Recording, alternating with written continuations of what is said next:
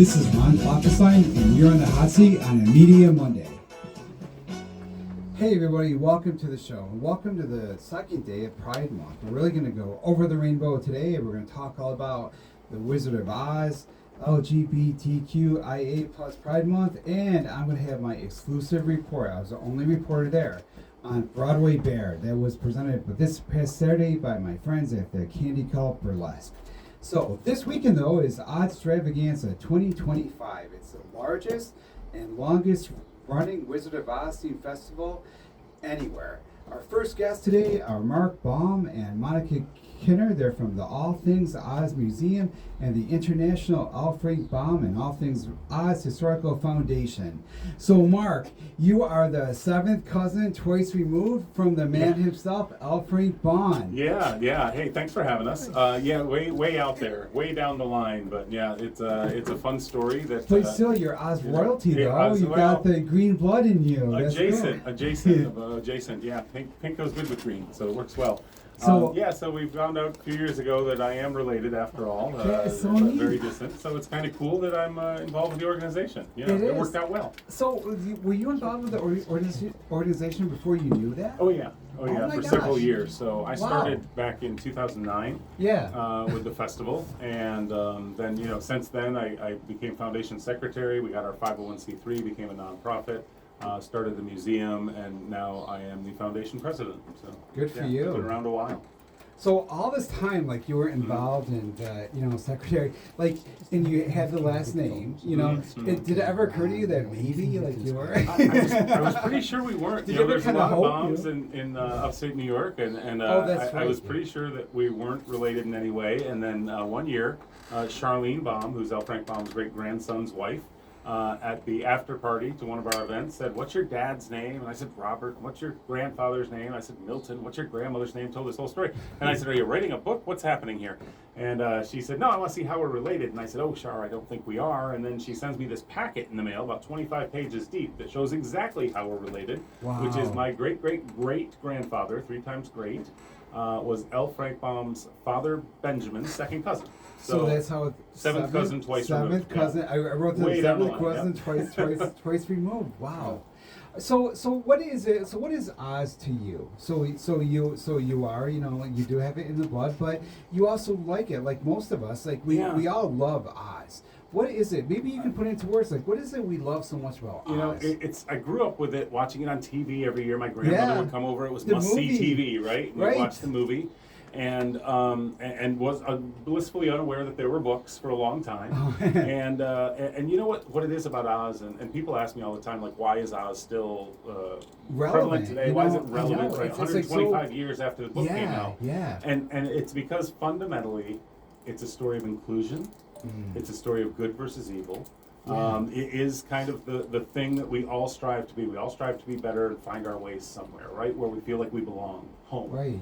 And I think that transcends generations, which is why, and that movie, if you watch it today, it's just as relevant as it was then.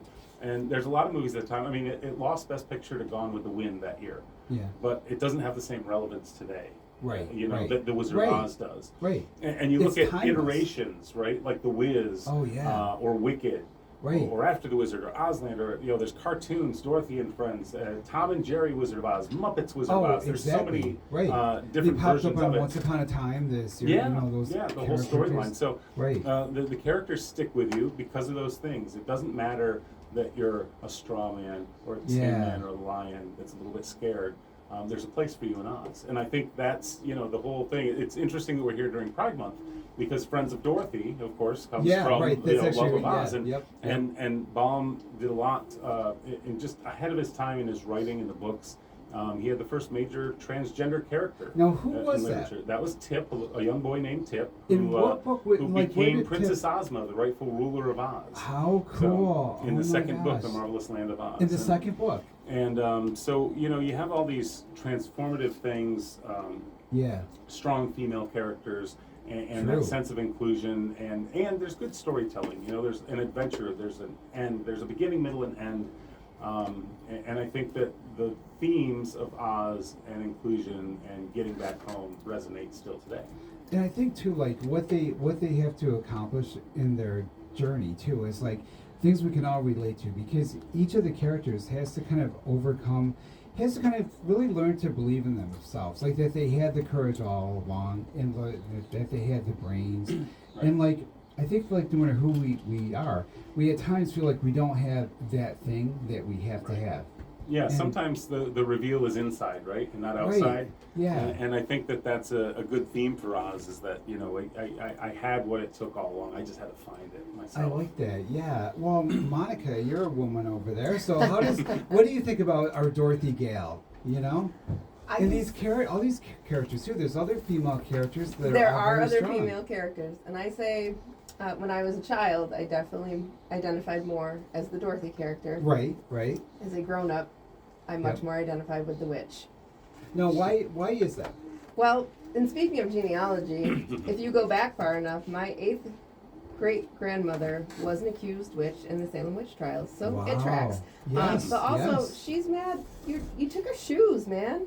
Yeah, right. She's mad. She has a greatness. Well, also they killed her sister too, right? So it's although it was accidental. Yeah, right. So I think there's a character for everybody at every stage of life. And maybe you're going through something different at any point in time. You ask our guests that come in the museum, who's your favorite character?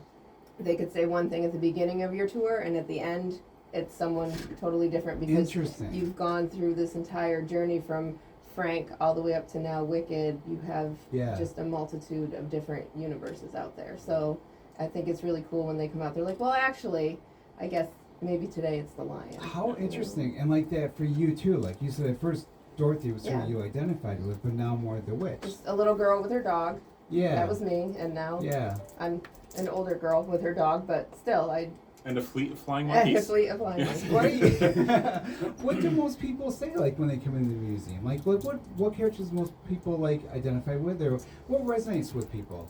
It's mainly, I would say, Dorothy's come through the door. Yeah, I think we people who come dressed in some way, and people do come wearing ruby slippers, right? Or sometimes silver shoes. We'll talk about that later. Because that was actually, we'll talk about that. They'll come in dressed as Dorothy, I think, more than anybody. But we get our share of lions and scarecrows and tin men as well. Yeah. And occasionally a Glinda and a Wicked Witch of the West. Wicked has definitely brought the witch crowd. Right. Wicked has brought out the witch crowd, exactly. Right. Now, what drew you to this as an adult, Monica? Like, you know, how did you get involved in the museum and the foundation? Well, my love of Oz started at 3 years old.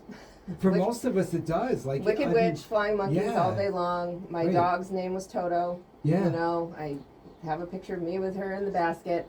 Wait, can we just pause on that for a second? So if you come to the museum, in the witch case, there is actually a photo frame with a photo of Monica and Toto. Oh, that's so cool. Little Monica Kinner and Toto in the exhip. So this is what happens when you're on the collection committee. Yeah, right. You decide what goes in cases. Toto is in the museum. I do use it on my tour I make my tours very personal. Yeah. Which I became involved in the organization in 2017. But there was a little ploy much earlier on in my life. There's a gentleman on the board who my mom worked with, so I've known him since I was in diapers. Oh, nice. I used to go to what was Ozfest. I stood in line with the Munchkins, so Oz has been a part of my life forever. Yeah. And then as an adult, I came in and I was like looking for something to do, and I met this group of people. So it was inevitable. And it's kind of like the mafia. Once you get in, you can't get out. So she's a lifer now. That's it. Once you're in Oz. So tell me about this museum, because like I've always lived around here, like really not far from Westmoreland. So like I've always heard about this place. I've heard about the festival. It was called Oz Fest one time, right? But I've always wondered, like, what is it? Like, what's it like there? Yeah. So we back in 2011. A local collector was retiring to Florida and offered to sell us the group that was doing the festival. We were a committee doing the festival under the Chamber of Commerce, actually, and said, I'll sell you my collection. He had about $100,000 worth of stuff. He said, I'll sell it to you for $10,000. Yeah. So we got our money together and literally wrote a check and bought it. Yeah. And the video store in Chittenango had just gone out of business, so we rented the video store space and we put up everything in the collection that we had in there. And we charged people $2 to come see it during the festival. Yeah. And at the end of that festival in 2012, Andre DeShields was there, who was the Wiz on Broadway in 1975. And he presented us with the glasses from the opening night, 1975, of the Wiz on Broadway for our collection.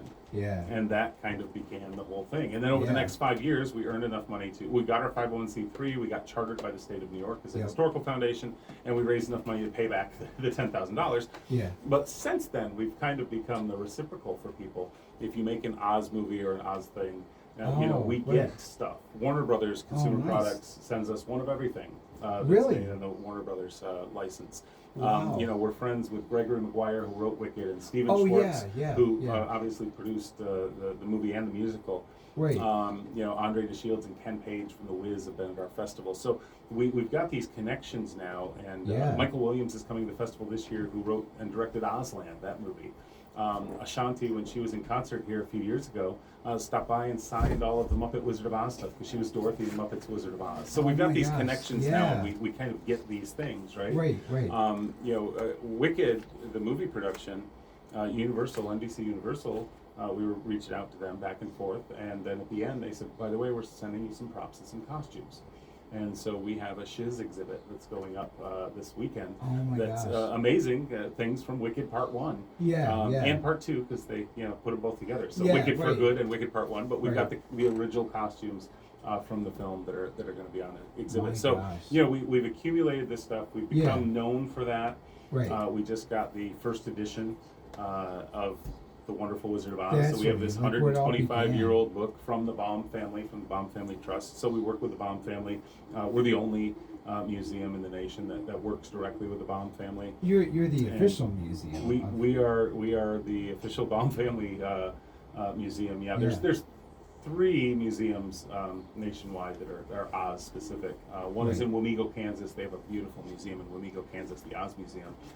One is a private collector that opened one in Florida, moving to Orlando, Kissimmee or something. That's just a private collection that he has, and then there's ours, which is a nonprofit foundation.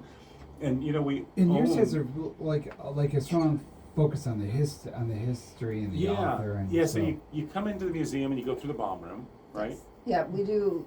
So we want to teach people about, are coming in right now for Wicked, right? This is kind of the draw. And before that, it was, I used to watch The Wizard of Oz with my grandma every year. Well, we can blow your mind in the first 5 minutes in our L. Frank Baum room, because some people are blown away. Wait, there was a book. Wait, there's 13 more that he wrote. Wait, there's even more. Wait. And so we take them on this little journey just in the first room of our exhibit space. And then it's like, all right, now follow me. We're going to go a little bit further into Oz. And it takes a half an hour before we even hit the MGM movie. Wow. So.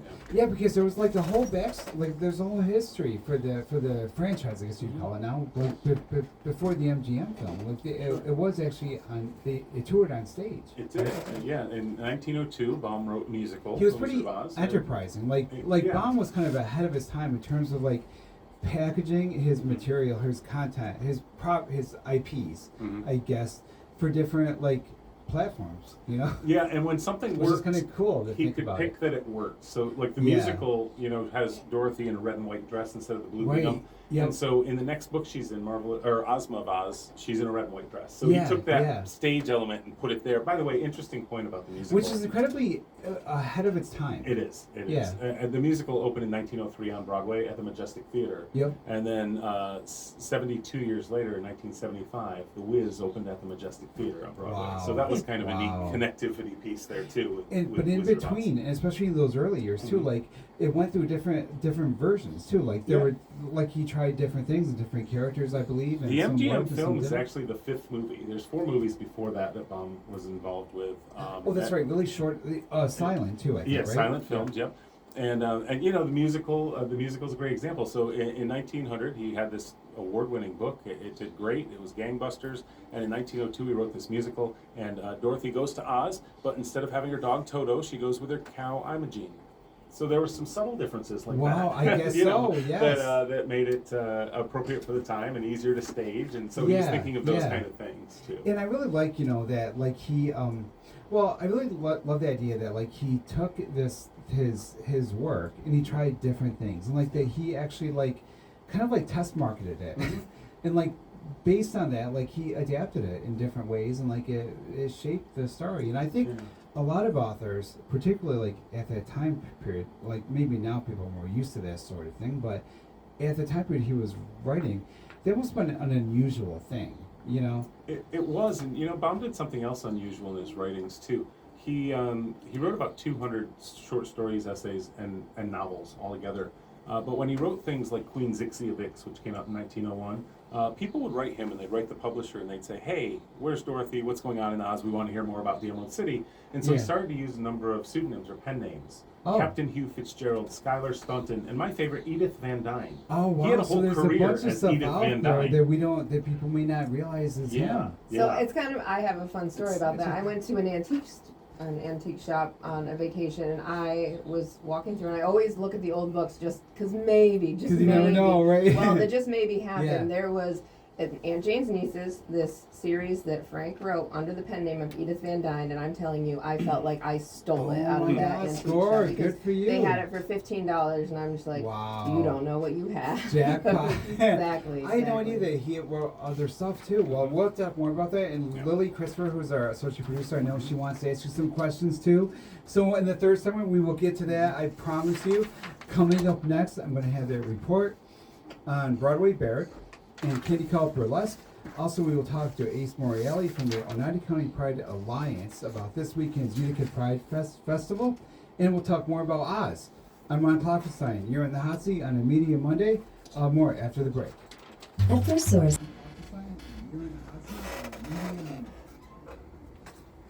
Hey everybody, welcome back to the show. I'm talking to Marc Baum and Monica Kinner from the All Things Oz Museum and Ace Morreale from the Oneida County Pride Alliance. This past Saturday, my cool new friends at Candy Cult Burlesque presented Broadway Bared, a celebration of identity, empowerment, and self-expression. Here's my report. I'm Marc Baum in Liverpool, where Candy Cult Burlesque is performing Broadway Bared. They're taking on Broadway musicals in their own sexy signature style.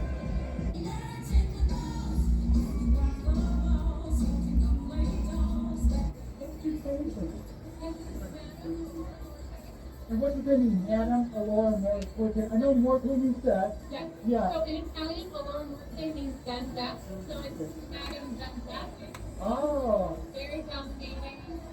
So trafficking. And that's the thing about burlesque. It's about solemnness and strength. And especially, I've noticed in the show, they do a lot with the female. Can you speak to that a little bit?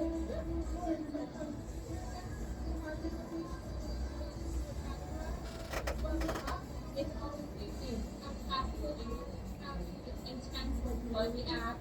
You know, burlesque, burlesque, Yeah. So to us, it's more or less where is the sensuality that is locked in first against them. Yeah. How can you do that? What is that? How do you touch that without being And did you feel that with 90s? Did they give you like knowledge happens in their hands and their remote? like I think everyone is not the same company. I was one of the top of the game now. Not to feel the same with some of the And I tried to post this when when I'm watching the YouTube video, it's a little bit more like I can see him talk, so it sounds worse than audio, but I'll never forget the mics again. I believe it even that It was crazy loud. I'm with Counter-Star Kids, so is that report for freedom of expression and like speaking out? That's why I keep the clip-on microphones in the back of my car. Yeah, so it totally is a real political background, which a lot of people don't realize. But I mean, it started way back in the 20s where, you know, women were performing in speakeasies and had to like make sure they were covered up enough. But like, you know, it's always been a political act. And as soon as we were doing Broadway here, I knew like I especially in this political climate. Right, right. That I knew what I wanted to do here. These 20 acrobatics. 1, 2, 3, 4, 5, splits, ready, back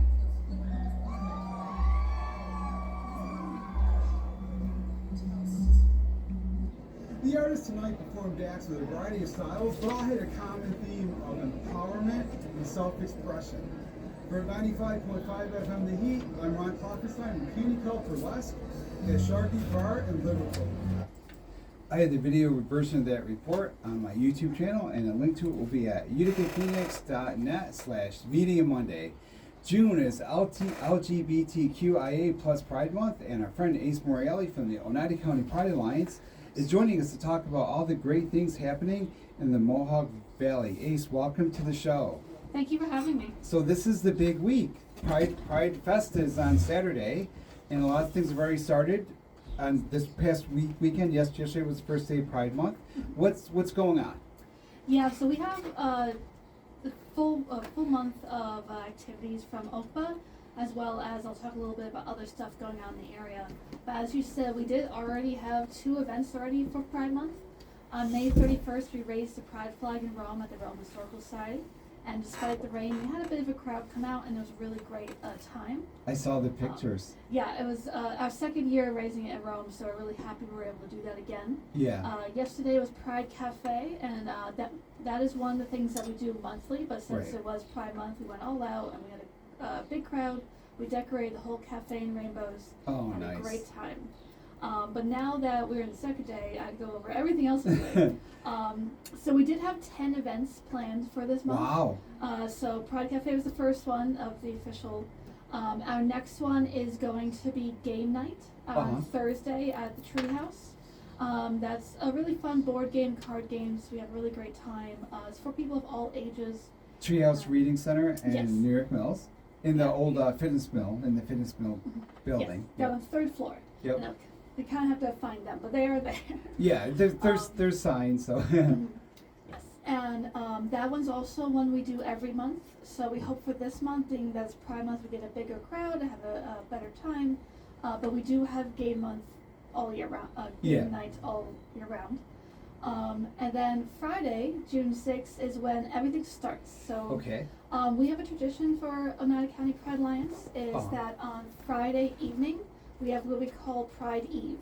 Okay. Because we are inviting drag performers to read 'Twas the Night Before Pride, a picture book that goes over the meaning of Pride. Yeah. We'll also have other books accompanying that as well, and a little bit of a little teaser for the drag performance that'll be the next day. So where will that be on Yes. on Friday? So on Friday, that will start at 5:30 and will also be at the Treehouse Reading and Arts Center, which shout out to the Treehouse, it's such a great place. They love, Oh yeah, it is. They Right. always give us space to do our So stuff. inclusive. Yeah. Yes. So we're really excited. That's going to kick off our Pride weekend Yeah. because the very next day is the Pride Festival and Yes. after party. So, Right. And so Yeah. like when is that? Where is that? And what are some of the things people can go to participate in? Yeah, so that's even longer list than all the stuff that we're doing. We really worked hard to make sure we had more this year than last year. Now that we're in a nonprofit, we were able to get a little bit more going. Right. So start off, it will be on Saturday, June 7th. At So this Utica coming University. Saturday. Yes, at Utica University. Yep. It will be 10 to 4 is the festival time. Yeah. At 11 a.m. we will do the Pride Walk around campus, and that's just a simple walk, some chants, to show your colors and really represent us as a community. When the Pride Walk ends, we will start speakers. There'll be myself speaking, some people from Utica University, as well as people from the community. We'll speak a little bit about what Pride means to them and the importance of Pride. Right. Once the speakers conclude, we will then start the live entertainment. We have, I believe it was 6 confirmed outside performers that will be live entertainment ranging from covers, pop music. We have a dancer and just a bunch of different live entertainment outside. But inside, from 1 to 3, we're going to have a free family-friendly drag show. That will be in the theater, so anyone who wants to come can, and it's I'm Just always drop busy. in. Yeah, drop kinda, in yeah. anytime. It's 1 to 3. There'll be I think 2 separate sections. So Yeah. there'll be a little intermissions. But I've heard that I've been so busy, I don't see the whole thing. Right, But when right. I pop in, it's really good. We Yeah. have some really great talent this year. Yeah. That is hosted by Gianna Romano and Lucas Amor. Uh-huh. They're both going to help head that, and I'm really appreciative of them. Yeah. And then the rest of the day we have other activities, like we're going to have a free yoga class. Oh, nice. The Zoomobile's going to come, which is, I know, is a big attraction to people. Yeah. If someone would like to get married too, they can. Yes. I'll marry. I won't actually marry them, but I'll marry them to each other. So that's a thing too. So like there's that too. So we have no sign of. Well, we're hoping. I guess. So, Yes. yeah. So if someone's interested in all this stuff, like they can go on the Facebook page for Oneida County Pride Alliance, and we'll link that in the show notes and stuff. So also Friday is also the Pride Prom too. But that's with a different organization, or? Yes, that's with Jervis Library. Yeah, I'm actually volunteering with that too. So I was thinking about that. So I kind of put those together in my head. So there's other stuff too. So what else is happening? Yeah, because on Friday there's also Munson's First Pride Friday Eve? Yep, as right. well. So yeah, so it's like Pride Eve and Pride Prom Lots of and stuff. Munson's First Friday. Yeah. Luckily, each of those events are like different age groups. That works Right, out. right. Yeah, the Pride Prom thing I'm doing is like a high school, like you Yes. know, chaperoning. Yeah, right. Yeah. So once we have the Pride Festival, we have food trucks, vendors, crafts. It's going to have a really great day there. We will end it at 4, Mhm. and then we're going to give us about an hour to break down the festival. And at 5 o'clock at Oneida County University, we're going to start the after party. What's that going to be like? So that's going to be from 5 to 8 at the Pioneer Cafe. So like right inside where the festival was. We're going to have karaoke, which will be run by the Utica University's GSA group. We're going to have a few sessions of drag bingo run by Gianna Romano. Oh, that sounds and fun. some food and fun. It's going to be a little more chill. This one is 18 plus. Yeah, Because since we had it's an after party. yeah, you know, it's it's an gotta after be. party. I mean, we kind of consider like the drag story hours for kids. Right, the, right. The festival is family friendly. Everybody. And then the after party is adults. So we Yeah, could just yeah. get the whole spectrum. Everyone has something Right. going on and just have a really great time that night. Yeah. And we do want the after party to be a lot more chill because I'm going to be at all these events and I'm going to be tired at 8 o'clock. I was gonna say you're gonna be We're like just- really, yeah. It's so much work, and you do such a good job. So I just thank want to you. thank you for that because like I think it's great because like when I was like younger, you know, like I did a lot of stuff too, and it's like it's really great to see like younger people like take up the mantle, and like you're doing such an amazing job with this you. organization to have grown from like. How many years have you been at this? Not that many. In August will be our 3rd year. And that's incredible. They have gone from like 0 to like all this big event at Utica University, and it's incredible. So very good job. So Thank you. yeah, and I'm sure of course you have a lot of volunteers who are helping. It's great to see the community kind of come together Yes. for this. So Mhm. so Yeah, so Oneida County Pride Alliance really is for the community, by the community. right, Couldn't right. couldn't happen unless the community supports us. So thank you to all the volunteers. Thank you to Utica University for making this happen. Yeah, yeah, We just had just so much support in Yeah. order to make this happen because it is only our 3rd year. It's our 3rd Pride Right, Festival. So right. Yeah, you know, I'm really proud of Utica University, the way that they stepped up to be the host, because you know I also work there, and I'm just really proud of them for like, you know, in this day and age, it's brave, and it's really great that they're doing this. And so, what are some of the other things that will be happening this Yes. month? And what is Pride Month? Yeah. So Why is it important? let's do that one first. Okay. So Pride Month, we have to go. You got 4 minutes, but we do have another segment. Yes. So you, So for that, we do have to go back to it starts in 1969. That was when the Stonewall The year riots I was occurred born. on June 28th. That started as the day my husband, well, no, not the day. He was born June 28th, but 3 years before that. Okay. So we all have this connection to like, Yes. you know, it's like, yeah. So that was the Stonewall riots was the day that queer people, particularly trans women of color, fought Yeah. back against the police raid at the Stonewall Inn. At the time, things like men dancing or men holding hands and men wearing clothes, like all these like what we call Were illegal. queer, Yeah. were illegal.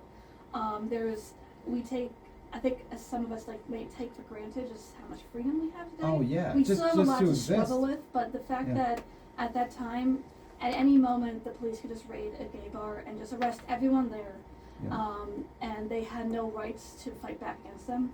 So on that night, they did fight back, and it caused a 3-day riot, in which case they were fighting for their rights, fighting for their ability to not just be arrested. They weren't just arrested, they were also beaten and humiliated by the police. Yeah, it was their names were in the paper and stuff. Yeah. And so, while there have been protests in the past, that certainly wasn't the first one, that sort of was the one that clicked, because that kind of was it's kind of like the catalyst. It was a catalyst. It was kind of a catalyst for the worldwide movement, not just the U.S., but around the world. People just kind of took that momentum of that and said, you know what, queer people do have rights. And so the following year, in June, they then had their first, what we would now call a Pride Parade. But that was, again, more of a protest parade of, it was mostly at that point a lot of middle-class white people, but the movement started with trans women of color.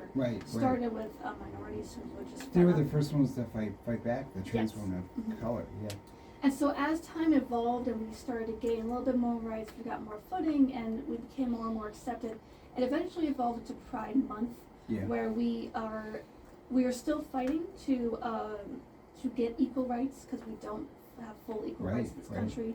There is still a lot of struggles, and unfortunately right now it feels like we are actually stepping backwards. There are a lot of states where people can be discriminated against because of their sexual orientation. It's still a huge struggle, but people also use this month as a celebration. So it's both a struggle and a celebration. It's a time to accept ourselves, to come together as a community, to be as visible as possible, to show that we are here, and that we exist and are valid, but also to raise awareness for our struggles. Because I know not too long ago, I think was it a month now, Pittsburgh, Pennsylvania, they just had a gay bar raided by police. Exactly, which is like what Stonewall was all about. The fact that it's still happening. So it's kind of a way for us to say we're not going back.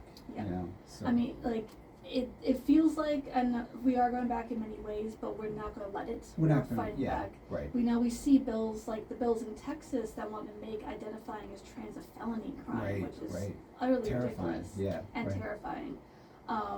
And that's just in the U.S. Now, counting that in some countries it still is illegal outright as a death sentence to come out. Well, we're going to talk more about this when we come back from the break. I'm hanging out today with Marc Baum and Monica Kinner from Extravaganza and Ace Morreale from the Oneida County Pride Alliance. The video and podcast of this show online Wednesday at uticaphoenix.net/Media Monday, along with links to the show notes. I'm Ryan Klopferstein. You're in the hot seat on a Media Monday. More after the break. I'm Klopferstein, and you're in the hot seat on a Media Monday. Hey everybody, welcome back to the show. On the next Hot Seat Media Monday, we'll have Roger Rebus and the Central New York Role-Playing Game Convention. Plus, we're going to be celebrating Mohawk Valley Radio with Bud Green, and we're going to have special guests from local AM and FM. We actually haven't picked those special guests yet, so I don't know who they are. But if you're someone out there who was on the radio and you want to be on my show and talk about your career, or hey, if you had a favorite from radio past, let me know. I'm going to put I'm going to put a link on our website, uticaphoenix.net/Media Monday, so you can contact me and say, you know what, I used to listen to this guy on the radio back in the 90s or 70s, and get in touch with him, get him on the show. I'll do what I can. So also 6, 16, 24 on the 16th, so 2 weeks from today, we're going to talk about how people use media to memorialize. My guest will be Jennifer Boulanger. She's the author of a song for Olaf. And Sue Francisco, who's on the show before, she talked about Whitney's Legacy, which is a nonprofit she founded in honor of her daughter Whitney, who died. We're going to talk to them and talk about Whitney's Legacy Music Fest that's going to be happening in June. Then on the 23rd, superstar Ryan Quinn. He's the first person that I interviewed when I had my column. When I started the column at the Clinton Record for the Rome Sentinel, the first person I interviewed was Ryan Quinn. He had just been on The Voice, and he's from both Westmoreland and Clinton, so it was like a perfect guest. And so it'll be so great. This was 6 years ago. So we're going to check in with Ryan Quinn and find out what he's up to and talk about music.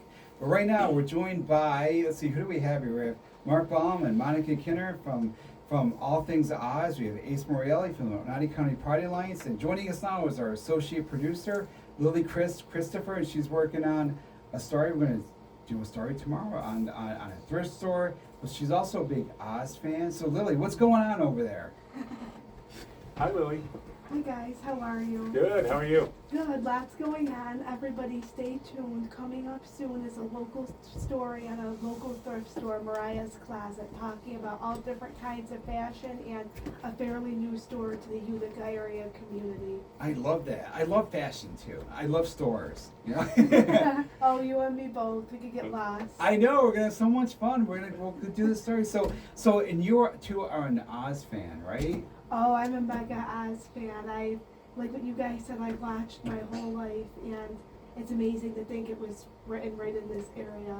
What would you say with this generation keeps Oz people so fascinated? Do you think right now people are fascinated by the new background with Wicked? Like they weren't expecting that, like pre-log story to now, or are they like fascinated in Ariana Grande and Cynthia Erivo, do you think? Yeah, I think it's a little of both, right? I mean, it doesn't hurt to have one of the biggest pop stars in the world star in your movie. Let's not lie. Oh no. And you know, so you have that. You have that aspect of it, and that you have these superstars, right? And Cynthia Erivo, known for Broadway work.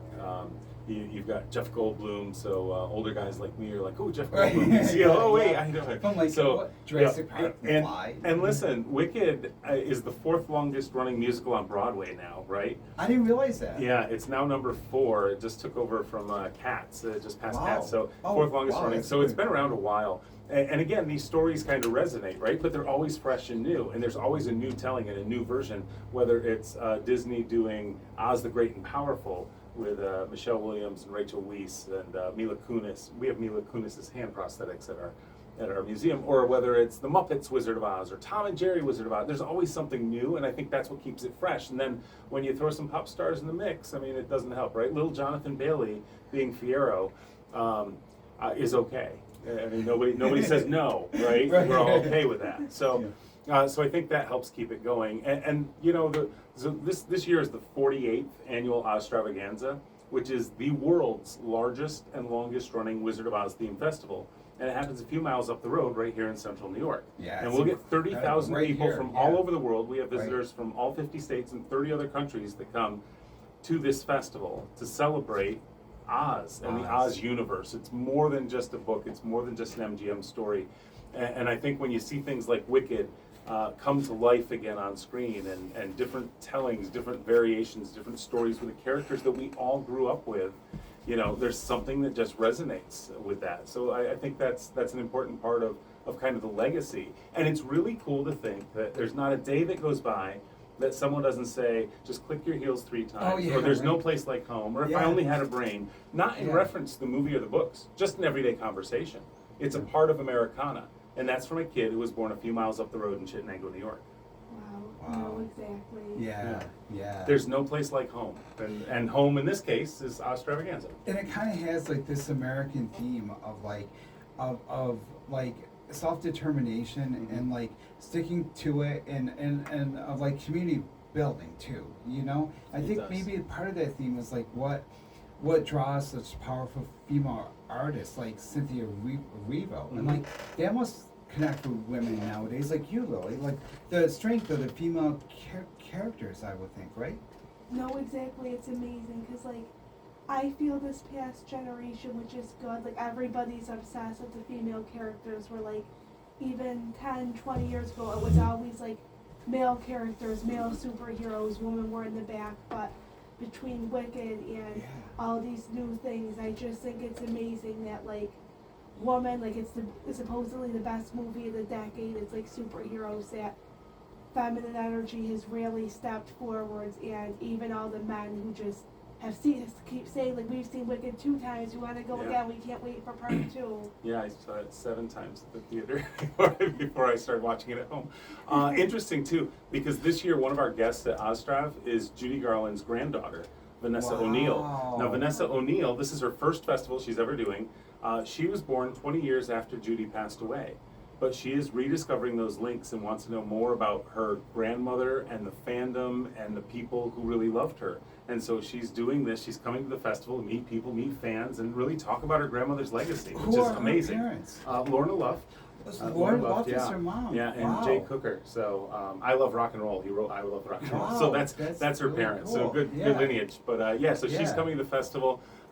John Fricke is hosting our festival this year. So a quick John Fricke story. So John Fricke wrote a book, The Wizard of Oz, in 1989 about the 50th anniversary. And we called him up and said, hey, we have a little festival in Chittenango, New York. Would you come host our festival? And he said yes. Since then, he's written 9 best-selling books. He's gotten a Grammy nomination. Wow. He has won 2 Emmy Awards. He's become the official spokesperson for Warner Brothers, the official spokesperson for the Smithsonian, and nobody told him he's too big a star to come to Chittenango, so he still comes and hosts our event every year. Gosh. And his Emmy Award, as a matter of fact, is in our museum. One Good of his for Emmys. So him. yeah, so he Wow. still comes and hosts our event every year. Steve Margocius, who is the composer of the musical Fame, along with many other things. He's an orchestrator.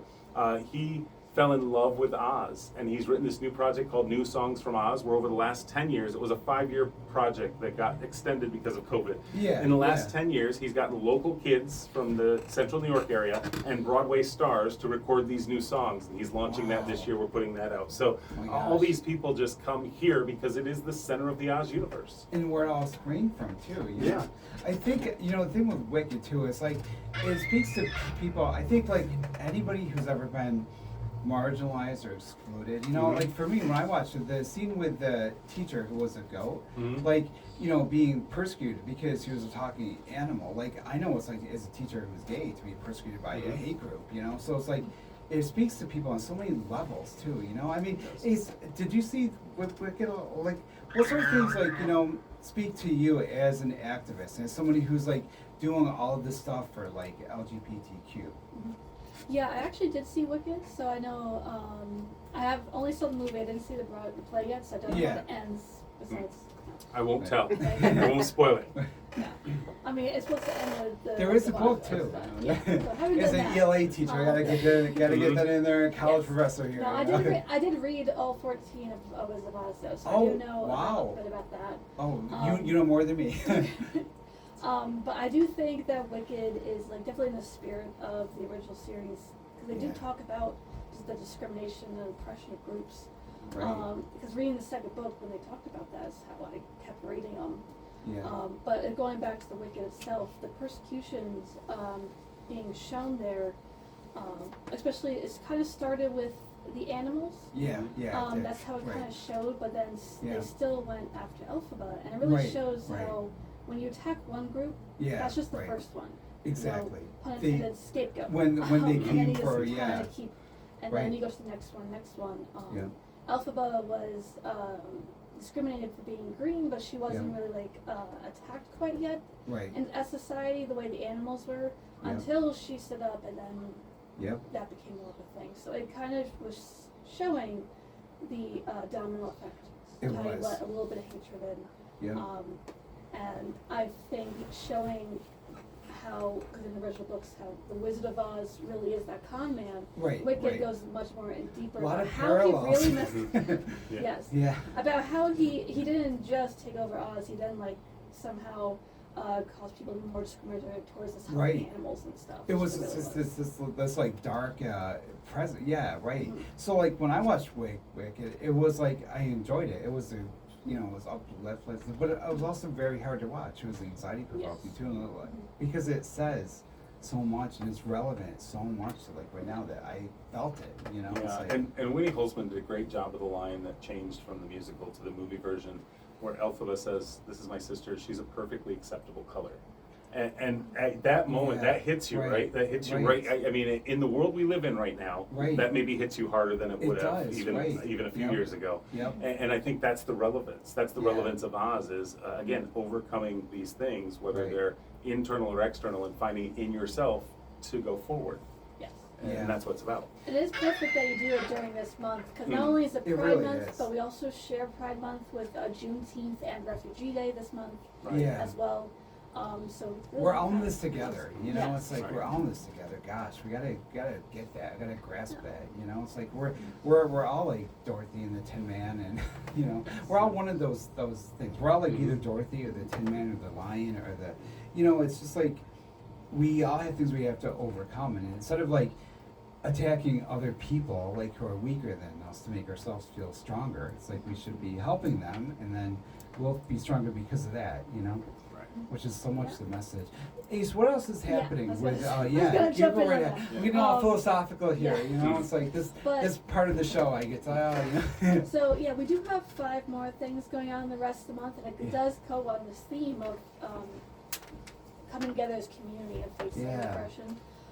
So after the Pride Festival and the after party, that next Tuesday on June 10th is our book club meeting. At 6 p.m. at Utica Library on June 10th, we have read Stonewall by Martin Duberman, and that goes over the lives of 6 different people who were present at Stonewall. I'm halfway through the book already, and it was really interesting. The author really made sure to get people of different backgrounds to represent the diversity that was the Stonewall riots and how them being from such diverse backgrounds contributed to the to kind of the boiling point that Stonewall was. And then after that, our next event is actually going to be on June 23rd. We are hosting a mini film festival that is organized by Defense of Democracy. We will be showing the movie Band Together at the Kirkland Arts Center. And that movie goes over an attempted book banning in Texas. Wow. And how teenagers and their allies fought against the book bans. We chose that book because, of course, like so many other book bans, LGBTQ books were among the mix, because that is what's being attacked the most. Right. They usually attack LGBTQ books or books that are written by or about people of color. Do they go after teachers like me too? Like, is that? Yeah.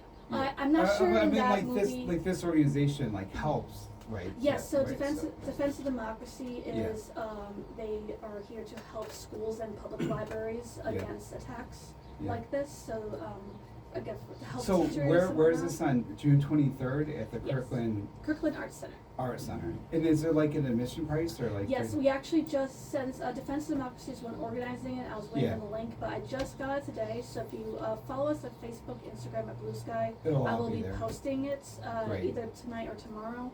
How to get tickets for it. Because proceeds go to Defense of Democracy. Awesome. To help. Such a good cause. And around here, people I've been attacked, and in Clinton, of course, lots of attacks. Which is why we, one of the reasons why we wanted to be in the Clinton area, because we were just and it seems to have escalated too. I know the police have been at the home of the woman who's kind of attacks all of us. I heard about that, So it's kind of it is scary, but people are coming together, and that's so what are some of the other events that are happening? Yeah, so after that event, we can start to wind down a bit, because the very next day on June 24th, it's Fabulous Fibers at the Dedham Library. So Fabulous Fibers, if you're a fiber artist, so knitting, crochet, sewing, any kind of that stuff. We accept you have to be 16 or older, but any kind of fiber artist is welcome. Just so we can stitch and chat and have a good time. And then we end Pride Month on June 20th, which I mentioned earlier, is the anniversary of the Stonewall riots. Wow. So we will be back at the Rome Historical Society on June 28th at 2 p.m. To show a few videos about Stonewall, to kind of educate people on what it was, what happened. And then we'll have a panel discussion from people of the queer community who are local to discuss various topics. We're still in the process of planning this. We don't have our panels finalized quite yet. But we will be there on that day. So June 28th. Yes. And that will round out our events for Pride Month. I know there's so much other stuff going on. There is. There's actually a burlesque cabaret at Players Theater coming up. Yeah, we're going to be tabling there. Oh, good. So somebody has to go with me to that because my husband went to the cabaret with me the burlesque on Saturday. He said it's too much for him. So I need someone to go to the next burlesque with me. I liked it. I thought it was, we can watch the video, see what it's like. He might like. We're also tabling a bunch of events. He's coming to the after party with me. Okay, there's always get out of that. But. Speaking, because we are going to be tabling the burlesque show, we're also tabling. There's going to be a drag show at the Kirkland Arts Center on the 28th. Wow, so that's great. That's his birthday, so he's off the hook that day. But we're gonna be at Pride this weekend and stuff, and of course I'm gonna be at the after party for that, and I'm gonna go to that burlesque. I want to see because it didn't start at this one, so I want to go to one where I don't have to do a story just to watch it. Yes. It's nice. And there's also other prides in the area. Rome Pride. Little Falls and Rome Old Pride Forge is June 14th, June 15th. Little Falls is June 14th. Yep. Old Forge is June 26th. I know there's Kaz Pride, Syracuse. It's awesome. There's so many. Kaz is the 28th and Manlius is the 14th because we're doing both those events. Oh, cool. So tell us all about Oz Weekend before you have to go. Ozstravaganza. Because this is it. June 6th, 7th, and 8th. Free admission, free parking. Saturday is the busiest day because we have a big parade. So Friday night there's fireworks. There's an evening program Friday and Saturday. They're both free. John Fricky hosts kind of talk show style, like what we're doing here with our guests. George Macronos, aka Gabriel Gale, will be there, who's a writer and has written several Ages of Oz books. Michael Williams will be there, who's the writer-director of the movie Ozland, and we're doing an Ozland showing Thursday at the Manlius Cinema. So a little prequel event. And then Saturday, we do have bigger crowds because of the parade and the costume contest and all this stuff, but we borrow the State Fair trams. So you can park on either end of the village and they'll tram you all through. So you don't even have to worry about how the tram will go through. It's all free. There's vendors and foods and rides and fun and all kinds of stuff. The museum is there. You come see Monica and her crew down there at the All Things Oz Museum. Get your tour on the hour, every hour on the hour, 10 to 5. Yeah. $12. And it's just a great time for everybody. And then our grand finale Sunday at 4 where we get to say goodbye to the guests and so long, farewell. Chittenango has yellow brick road sidewalks all through the village, so it's a real inclusive. It's an immersive event, right? In that there will be 1,000 little Dorothys running around, and it's just great. It's awesome. That sounds great. I gotta get out to see some of that, and I'll be at Pride, and there's so much that happens here. So, and we actually are going to be painting a few of the crosswalks here at University of Rainbow. So we're. Oh really? Oh, nice. that's so nice. Everyone's gonna have their own path, It's nice. There's so much. Yeah. Today we were talking to Marc Baum and Monica Kinner from the Ozstravaganza and Ace Morreale from the Oneida County Pride Alliance.